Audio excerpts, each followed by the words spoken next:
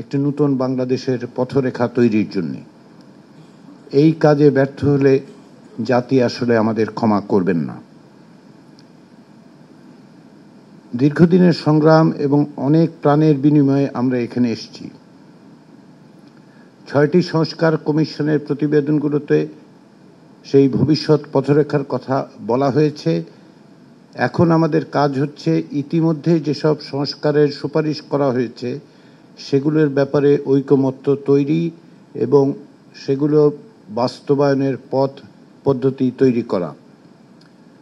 রাষ্ট্রের সংস্কার একটি চলমান প্রক্রিয়া, কিন্তু সংস্কারের শুরু না করলে সেই প্রক্রিয়া অগ্রসর হবে না।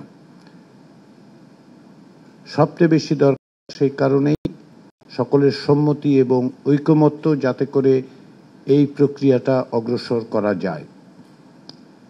এই ঐকমত্য তৈরির জন্য কমিশনের পক্ষ থেকে আমরা রাজনৈতিক দল ও রাজনৈতিক শক্তিগুলোর সঙ্গে দলগত ও জোটগতভাবে যোগাযোগ ও বৈঠক করব।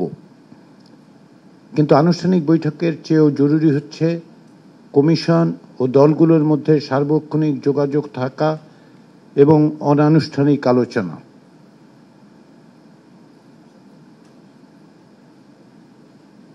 বিভিন্ন সময়ে সকলের সঙ্গে আমরা এই একই আকারে আবারও মিলিত হব।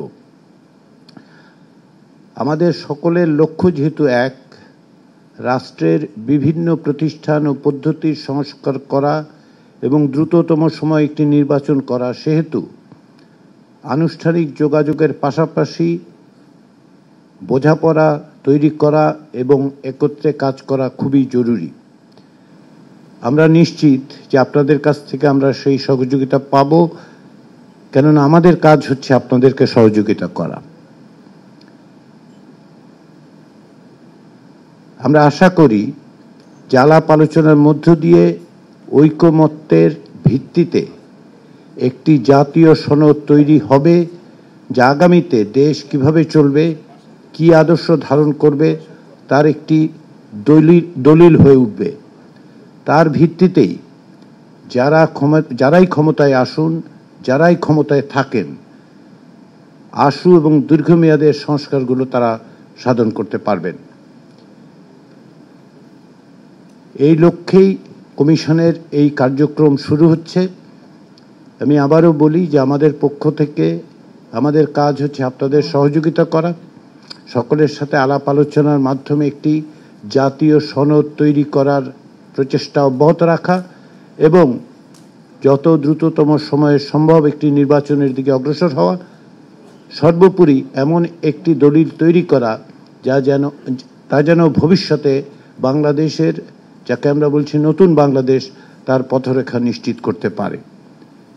এই কথা বলে আমি আবারও কমিশনের পক্ষ থেকে আপনাদের ধন্যবাদ জানাই। আমাদের যে 6টি কমিশনের প্রধানরা এখানে উপস্থিত আছেন, তারা এবং আমাদের কমিশনগুলোর যারা সদস্য ছিলেন, তাদের সকলের চেষ্টার মধ্য দিয়ে আমরা যে সুপারিশগুলো তৈরি করেছি সেগুলি আশা করি আপনারা পর্যালোচনা করবেন, বিবেচনা করবেন। এগুলি ইতিমধ্যেই ওয়েবসাইটে দেয়া হয়েছে এবং পাশাপাশি আমরা চেষ্টা করব অচিরেই এগুলি আপনাদের কাছে, যেভাবে আপনাদের সাথে যোগাযোগ হয়েছে তার মাধ্যমে পৌঁছে দেওয়ার জন্য।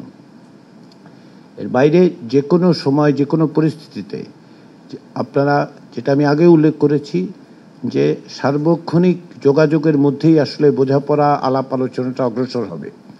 আনুষ্ঠানিক যোগাযোগ যেমন থাকবে, অনানুষ্ঠানিক আলোচনা অব্যাহত থাকবে। তার মধ্য দিয়ে আমরা আশা করছি যে ঐকমত্য তৈরি করতে পারবো এবং সময়ে সময়ে আমরা এইভাবে মিলিত হব, দলগতভাবে, জোটগতভাবে। এর বাইরেও আমরা সকলে মিলেও এখানে সমবেত হব। সেই প্রচেষ্টার শুরুতে আপনাদের কাছ থেকে সকল রকম সহযোগিতা এবং সমর্থন আশা করে জাতীয় ঐকমত্য কমিশনের পক্ষ থেকে আমি আমার বক্তব্য শেষ করছি। ধন্যবাদ।